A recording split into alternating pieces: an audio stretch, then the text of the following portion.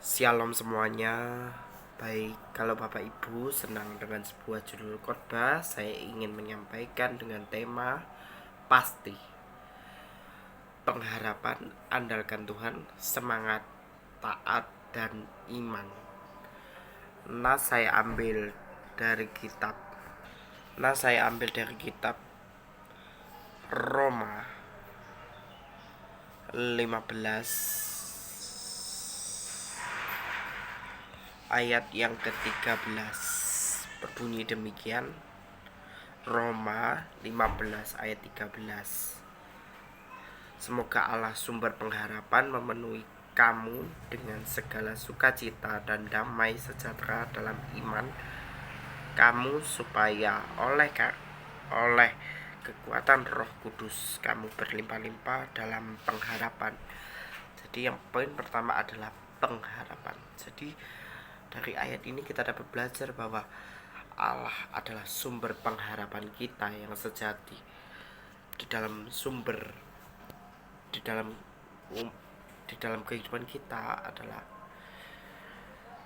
kehidupan kita, Kristus adalah sang sumber pengharapan itu yang sejati.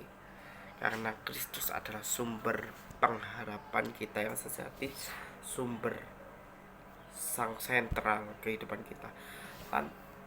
Makanya dikatakan oleh kitab Amsal mengatakan bahwa takut akan Tuhan adalah permulaan pengetahuan. Nah, dari sini itu kita dapat belajar bahwa takut akan Tuhan adalah kunci hidup bahagia umat kekristenan. Yaitu apa? Karena Tuhan sang sumber pengharapan kita yang sejati.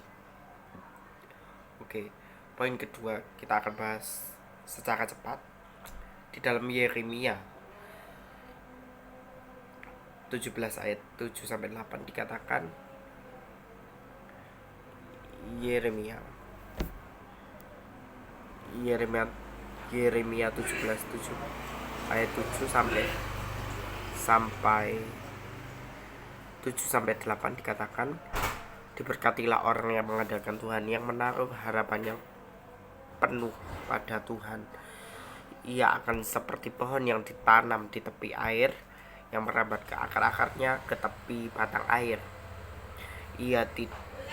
Dan yang tidak mengalami datangnya musim panas terik, yang daunnya tetap hijau, yang tidak khawatir dalam tahun-tahun yang kering, dan yang tidak berhenti menghasilkan buah. Dari sini kita dapat belajar bahwa hidup kekristenan adalah, poin pertama adalah menaruh pengharapan kita kepada Kristus, karena pusat kita adalah sang Kristus, pengharapan kita yang sejati, sang sauh kehidupan, jangkar kehidupan kita yang sejati. Karena Kristus adalah pusat sentral kehidupan kita.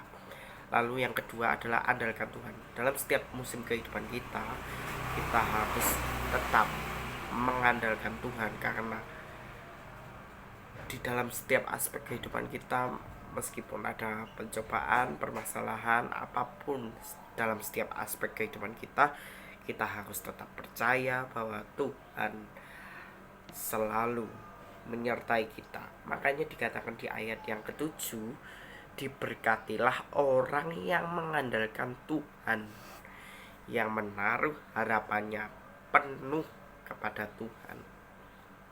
Nah, orang yang senantiasa mengandalkan Tuhan adalah, kata-kata diberkatilah itu dalam bahasa aslinya,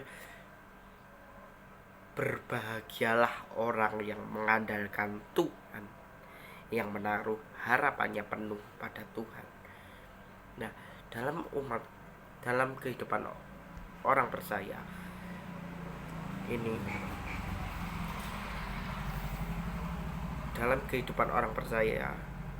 kehidupan umat percaya, menaruh harapan penuh pada Kristus adalah Terus kita bergantung penuh kepada visi misinya Tuhan, kepada kehidupan kita, visi misinya Tuhan yang ditaruh kepada kehidupan kita. Makanya Yesus yang memilih kita. Yesus yang memilih kita supaya kita pergi untuk menghasilkan buah, dan buah itu kita tetap. Nah, dari sini kita dapat belajar adalah hidup yang mengandalkan Tuhan adalah hidup yang bergantung penuh pada Tuhan, yang menaruh visi, misi, menaruh proposal kehidupan kita kepada Tuhan, biar Tuhan yang mengisi proposal kehidupan kita. Makanya selalu mengandalkan Tuhan dalam setiap aspek kehidupan kita. Poin yang ketiga adalah semangat. Dalam kehidupan kekristenan adalah hidup itu harus berjalan, harus dinikmati, harus disyukuri senantiasa, dan di dalam setiap aspek kehidupan kita ini kita harus tetap semangat dan selalu mengandalkan Tuhan dalam setiap aspek kehidupan kita. Mari dibaca di dalam Amsal 18, kitab Amsal pasal 18 ayat yang ke-14. Dikatakan Amsal 18 ayat yang ke-14, orang yang bersemangat dapat menanggung segala penderitaannya, tetapi siapa yang akan memulihkan semangat yang patah? Nah, dari sini kita dapat belajar bahwa dalam kehidupan kekristenan itu kita harus bersemangat karena Tuhan selalu berada di samping kita, side by side, bersebelahan. Tuhan akan selalu menyertai kita sampai akhir zaman, sampai pada akhir zaman. Nah, pada masa tua nanti Tuhan akan selalu senantiasa menggendong kita. Menggendong kita ini dalam artian selalu tetap berjalan di dalam pimpinan Roh Kudus. Nah, jadi dalam menghadapi setiap aspek kehidupan kita ini kita harus tetap semangat. Nah, poin selanjutnya adalah taat. Ibrani pasal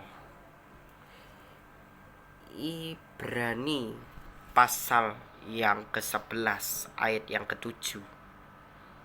Dikatakan Ibrani pasal yang ke-11 ayat yang ke-7, dikatakan bahwa ayat yang ke-7, karena iman maka Nuh dengan petunjuk Allah tentang sesuatu yang belum kelihatan dengan taat mempersiapkan bahtera untuk menyelamatkan keluarganya, dan karena iman itu ia menghukum dunia dan ia ditentukan untuk menerima kebenaran sesuai dengan imannya.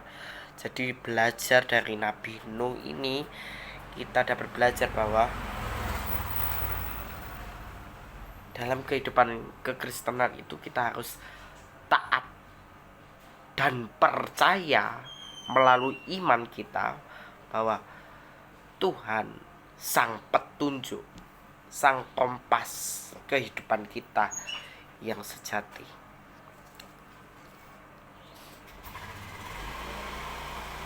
Nah, ada satu cerita di dalam Injil Markus pasal 4. Ini cerita tentang para murid dan Tuhan Yesus. Markus pasal yang keempat ayat yang ke-38 sampai 40. tapi saya akan bacakan secara keseluruhan dengan judul perikop angin ribut diredakan. Pada hari itu, waktu hari sudah petang, Yesus berkata kepada mereka, "Marilah kita bertolak ke seberang." Mereka meninggalkan orang banyak itu lalu bertolak dan membawa Yesus beserta dengan mereka dalam perahu di mana Yesus telah duduk, dan perahu-perahu lain juga menyertai dia.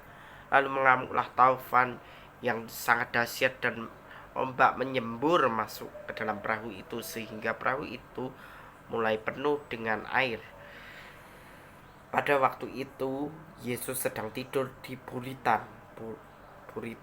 di sebuah tilam. Maka murid-muridnya membangunkan dia dan berkata kepadanya, "Guru, engkau tidak pedulikah kalau kita binasa?"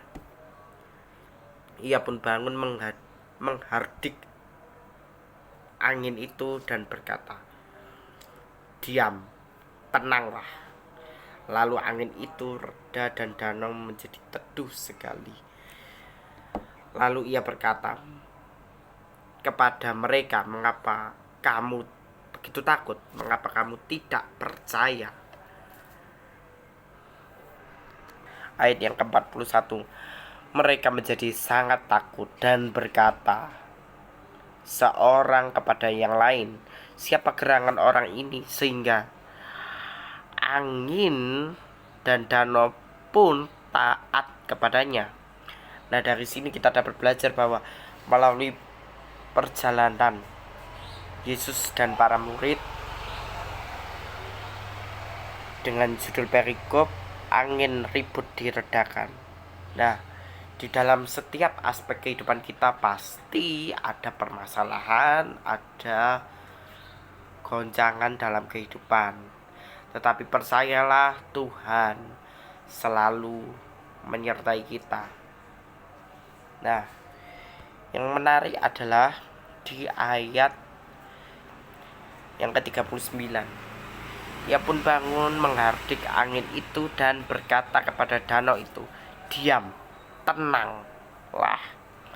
Lalu angin itu reda dan danau itu menjadi teduh sekali. Jadi dari sini kita dapat belajar bahwa dalam menghadapi setiap aspek kehidupan kita harus tetap mengandalkan Tuhan, mempunyai pengharapan yang penuh kepada Tuhan, mengandalkan Tuhan, mempunyai pengharapan, kedua mengandalkan Tuhan, yang ketiga dalam menghadapi kehidupan kita harus tetap semangat, mempunyai iman, dan selalu taat kepada firman Tuhan. Lalu cerita lagi diambil dari Yohanes pasal 8. Yohanes pasal 8 ayat yang ke-8 sampai 10 dan Amsal 15 ayat 13. Yohanes 8 ayat 8, lalu ia membungkuk pula menulis di dalam tanah. Jadi ceritanya Yesus yang menulis di tanah. Tetapi setelah itu ia mendengar perkataan itu, "Pergilah mereka mencari seorang demi seorang, mulai dari yang tertua." Akhirnya tinggallah Yesus seorang diri dengan perempuan itu yang tetap di tempatnya. Lalu Yesus bangkit berdiri dan berkata kepadanya, "Hai perempuan, di manakah mereka? Tidakkah seorang yang menghukum engkau?"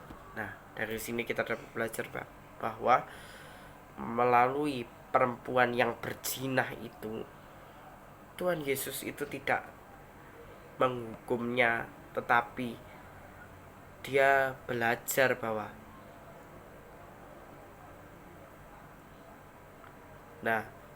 ceritanya ini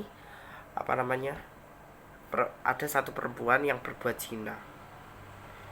Nah, suatu ketika Tuhan Yesus melihat perempuan ini. Dia kaget. Loh, kenapa kok bisa kayak gini? Nah, para warga di situ berusaha merajangi dia batu, tetapi Yesus menulis di batu agar jangan menulis di sebuah batu kayak artefak gitu, menulis di tanah suatu tulisan yang indah dalam bahasa Yunani. Dikatakan bahwa tidak enggak.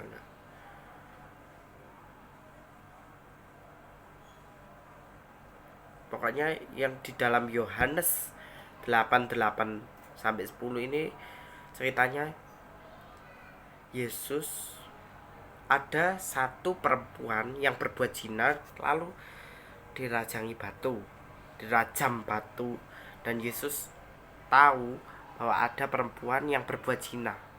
Itu ceritanya. Lalu kita lanjut ke Amsal 15 ayat 13. Hati yang gembira membuat muka berseri-seri, tetapi kepedihan hati mematahkan semangat. Dalam menjalani kehidupan ini kita harus tetap bersukacita, tetap semangat dalam menjalani kehidupan ini, karena hati yang gembira membuat muka kita, wajah kita ini